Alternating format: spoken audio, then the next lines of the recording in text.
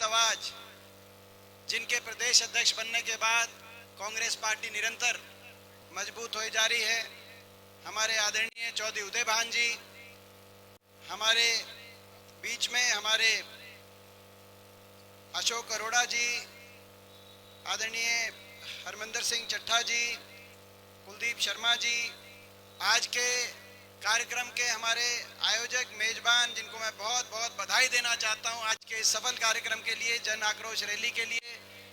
हमारे बहुत कांग्रेस पार्टी के जो हैवीवेट नेता हैं और ऐसे पूरे उत्तर हरियाणा ही नहीं, हरियाणा के एक एक कोने में मैं समझता हूं कि बिशन लाल सैनी जी की अपनी साख है।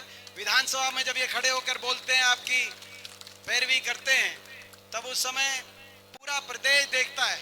थोड़ा ही बातों में गागर में सागर भर देते हैं और आपकी अच्छे से लड़ाई लड़ते हैं। और आपकी सही बात है कि ये कुछ ऐसा संयोग रहा है कि बिशन लाल सैनी जी को जब आपका आशीर्वाद मिला है तो जो है ये विपक्ष में इनका समय ज्यादा रहा है। मगर आज मैं विश्वास के साथ कह सकता हूं, आज तो जन आक्रोश रैली है। अगले दशहरे के बाद अगले हरियाणा दिवस पर यहीं हम रैली करेंगे और विजय रैली करेंगे आपकी सरकार बनाकर, और बिशन लाल सैनी जी उस सरकार में के मजबूत स्तंभ के रूप में मैं समझता हूं रहेंगे। हमारे भाई विधायक वरुण मुलाना जी, भाई हमारे विधायक मेवा सिंह जी, हमारे विधायक सुभाष देशवाल जी, विधायक जयवीर वाल्मीकि जी, पूर्व मंत्री सुभाष चौधरी जी, विधायक इंदुराज नरवाल जी, विधायक बलबीर वाल्मीकि जी, डिलूराम बाजीगर जी, पूर्व मंत्री रंगा साहब, पूर्व मंत्री राकेश कंबोज जी, राजकुमार वाल्मीकि जी, भीमसेन मेहता जी, चौधरी लहरी सिंह जी, विजेंद्र कादियान जी, जरनैल सिंह जी, हमारे पदम सिंह दहिया जी, सुल्तान सिंह जडोला जी, हमारे भाई नरेंद्र जी, बहुत से हमारे सभी, हमारे भाई सुरेंद्र पवार जी, हमारे विधायक सोनीपत से, वो भी यहाँ पे उपस्थित हैं।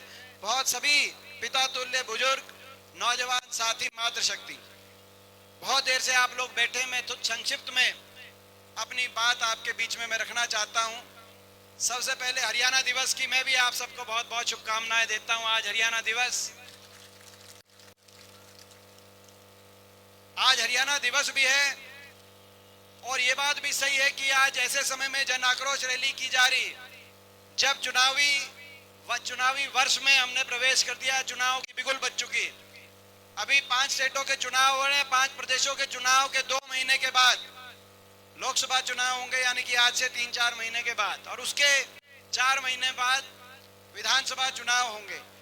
अगर आचार संहिता का समय निकाल दें तो इस सरकार के पास मात्र 6 महीने और 20 दिन, इस सरकार के पास 7 महीने से कम का समय बचा है। अगर हम चुनाव आचार संहिता का समय निकाल दें, अगर चुनाव निर्धारित समय पे होते हैं, तो जब आखिर 6-7 महीने की सरकार का कार्यकाल बच जाए तो जनता का सोचने का कार्यकाल शुरू हो जाता है कि सोच विचार के फैसला करें, इन्हीं को आगे मौका दें या बदलाव प्रदेश में, देश में लाने का काम किया जाए। ये जनता का, आपका, हमारा सोचने का समय। आज खट्टर सरकार, ये बीजेपी जेजेपी की सरकार, 9.5 साल की सरकार के कार्यकाल के बाद हरियाणा की दुर्दशा आपसे हमसे छुपी नहीं है। जो प्रदेश 2014 से पहले जब कांग्रेस की सरकार थी, हुड्डा साहब के नेतृत्व में, जो प्रदेश उस समय देश में विकास में नंबर 1 था, किसान के हकों के फैसले में देश में जिस प्रदेश का जिक्र आता था, चाहे गन्ने के भाव की बात हो, पॉपुलर के भाव की बात हो, किसान के कर्ज माफी की बात हो, कोऑपरेटिव के कर्जे की माफी की बात हो, गरीब कल्याणकारी योजनाओं में जो प्रदेश देश में नंबर 1 आता था कांग्रेस के समय, चाहे 100 गज के प्लॉट कांग्रेस के समय देने की बात रही हो, चाहे मकान हरियाणा के अंदर 3.5 लाख परिवारों को मकान देने की बात रही हो, 20 लाख गरीब परिवार के बच्चों को स्कूल में वजीफा देने की बात रही हो, पीने के पानी की टंकी टूटी का उस समय फैसला रहा हो, राशन डिपो पर केवल अनाज के साथ, चाहे उस समय दाल, तेल, चीनी की व्यवस्था की बात रही हो, गरीब कल्याण की बात थी, हम देश में नंबर 1 आते थे, चाहे बुढ़ापा पेंशन उस समय देश में नंबर 1 थी, किसान के हकों के फैसले में नंबर 1 थे, खिलाड़ियों के सम्मान में नंबर 1 प्रदेश का नाम था कि सबसे ज्यादा खिलाड़ियों का सम्मान ही है। आज वो प्रदेश 9.5 साल की इस खट्टर सरकार के बाद बीजेपी की सरकार के बाद विकास में तो हम पिछड़ गए। देश में 17वें नंबर पे, नंबर 1 अगर पहुंच गए देश में, तो आज बेरोजगारी में देश में नंबर 1। हर घर में एक नौजवान पढ़ा लिखा बेरोजगार, बेरोजगारों की फौज खड़ी होगी हरियाणा में। दिल्ली के 3 तरफ बसा हरियाणा आज बेरोजगारी में नंबर 1 प्रदेश देश में पहुंचा दिया इस सरकार ने। ना कोई इंडस्ट्री लेके आ पाए, 9.5 साल में ना औद्योगिक क्षेत्र लगा, ना कोई थर्मल का कारखाना लगा, ना कोई सरकारी क्षेत्र में उतनी नौकरी दिलवा पाए। सरकारी क्षेत्र में या तो नौकरियां समाप्त कर दी गई या उनको कच्चों में बदल दिया गया, जैसे अग्निपथ के माध्यम से फौज की बात हो या हरियाणा कौशल निगम के माध्यम से हरियाणा की कच्ची नौकरियों की बात हो। और उसके बाद अगर फिर भी कोई भर्ती निकली तो या घोटालों की भेंट चढ़ गई। एचपीएससी घोटाले, पेपर लीक घोटाले, एचपीएससी के दफ्तरों में करोड़ों की बरामदगी हुई, फिर भी ले दे के कोई लिस्ट निकली तो हरियाणा से ज्यादा हरियाणा के बाहर के नौजवानों का नंबर उस लिस्ट में निकला। एसडीओ की भर्ती हुई, 80 में से 78 बाहर के एसडीओ इलेक्ट्रिकल में, 99 में से 77 बाहर के। अभी असिस्टेंट प्रोफेसर टेक्निकल की लिस्ट निकली 156 में से केवल 53 हरियाणा के, 103 बाहर के। ऐसी प्रदेश में सरकार जिसने देश प्रदेश के नौजवान को बेरोजगारी की गर्त में धकेल दिया, कोई नशे की तरफ, कोई डिप्रेशन की तरफ, कोई अपराध की तरफ, और कई घर बार बेच के विदेश की तरफ। बॉर्डर पार करते ही गांव के अंदर पटाखे छोड़े जाएं, ऐसा माहौल बना दिया। जहां पढ़ने के, एजुकेशन के, कोचिंग के केंद्र थे शहरों में, आज विदेश में जाने के केंद्र। अपना सब कुछ बेच के बाहर चलो हरियाणा के अंदर। भविष्य की तरफ कितना निराश होगा हरियाणा का नौजवान। आज बेरोजगारी में देश में नंबर 1, महंगाई में देश में नंबर 1, सबसे ज्यादा महंगाई, सबसे ज्यादा वैट, डीजल, पेट्रोल, रसोई गैस का सिलेंडर, बच्चों की स्कूल की फीस, बिजली के बिल, देश में सबसे ज्यादा। आज अगर महंगाई कहीं है तो इस सरकार में। हरियाणा में सबसे ज्यादा वैट भी हरियाणा में, सबसे महंगी बिजली भी हरियाणा में, और सबसे कम राहत भी हरियाणा में। कोई राहत मांगे, कर्मचारी ओल्ड पेंशन स्कीम मांगे, उन पे लाठीचार्ज। पंचायतें अपना अधिकार मांगे, उन पे लाठीचार्ज। आंगनवाड़ी, आशा वर्कर अपना मानदेय बढ़ाने की बात करें, उन पे लाठीचार्ज। किसान एमएसपी के लिए न्याय मांगे, उन पे लाठीचार्ज। तो महंगाई, बेरोजगारी, हर वर्ग पे अन्याय और ऐसा अहंकार।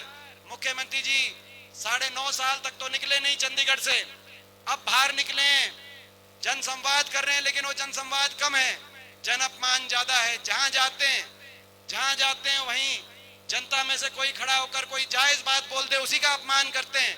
अभी एक जगह गए तो एक महिला ने कहा कि हमारे यहाँ बेरोजगारी इतनी है, कोई फैक्ट्री खुलवाने का काम करिए। तो उन्होंने कहा कि आप फैक्ट्री की क्या बात करते हो, इनको चंद्रयान पे बिठा के इनको चांद भेज दो। आपने देखा हो। ये किसी एक और महिला ने कहा कि मैं विधवा हूं और मेरा 22 साल का बच्चा चिट्टे से और नशे से उसकी चला गया, उसकी डेथ हो गई।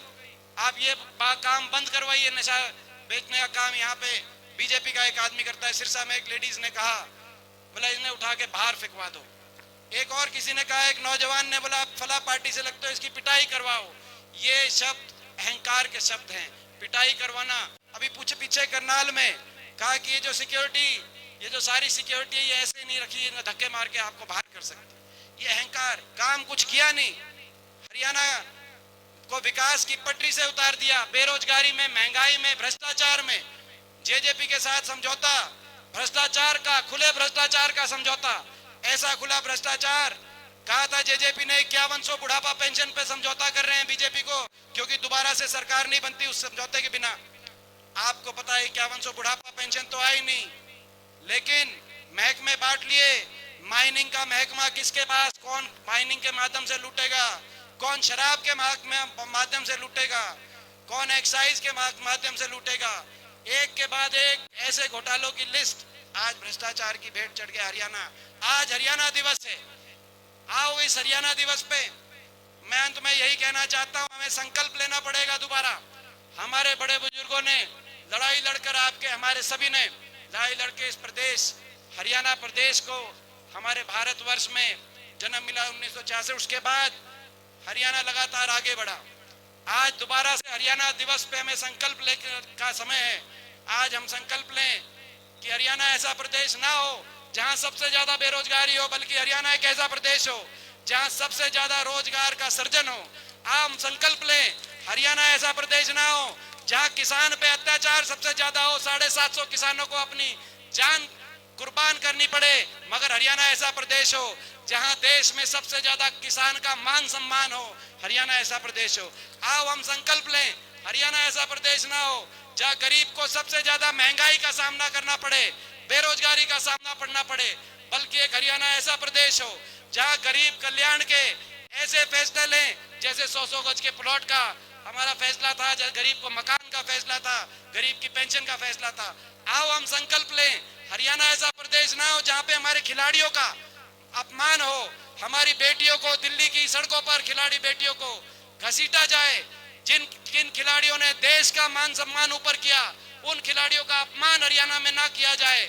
हरियाणा ऐसा प्रदेश हो जो देश का मान बढ़ाए, खिलाड़ी उनका मान सम्मान हरियाणा बढ़ाने का काम करे, घटाने का काम ना करे। ये हम संकल्प लें। आओ हम संकल्प लें कि हरियाणा ऐसा प्रदेश हो जहां दोबारा से गन्ने का भाव, पॉपुलर का भाव, धान का भाव दोबारा से देश में डंके की चोट पे सबसे ज्यादा हो, जहां बुढ़ापा पेंशन दोबारा से देश में सबसे ज्यादा हो, जहां विकास का दर दोबारा से देश में सबसे ज्यादा हो, जहां आपस का भाईचारा दोबारा देश में सबसे ज्यादा मजबूत हो, और जहां पे विश्व स्तरीय विकास पूरे देश के सामने एक उदाहरण के रूप में आगे आए और देश में सबसे आगे हमारा हरियाणा पहुंचे। इस संकल्प के लिए लड़ाई लड़नी पड़ेगी।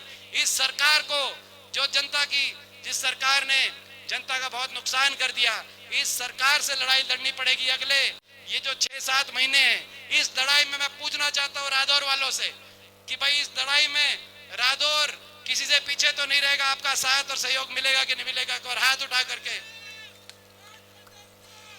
इस लड़ाई में रादौर का अगर साथ मिलेगा तो मैं विश्वास दिलाता हूं आपको, ज्यादा लंबा समय बाकी नहीं है, ज्यादा समय आपको इंतजार नहीं करना पड़ेगा। जल्द जल्द हरियाणा दोबारा से खुशहाली और तरक्की की उस रास्ते पे जाएगा जहां पे आप हरियाणा को देखना चाहते हैं। आपका बहुत बहुत धन्यवाद। जय हिंद। धन्यवाद एमपी साहब। अब मैं नंबरदार एसोसिएशन में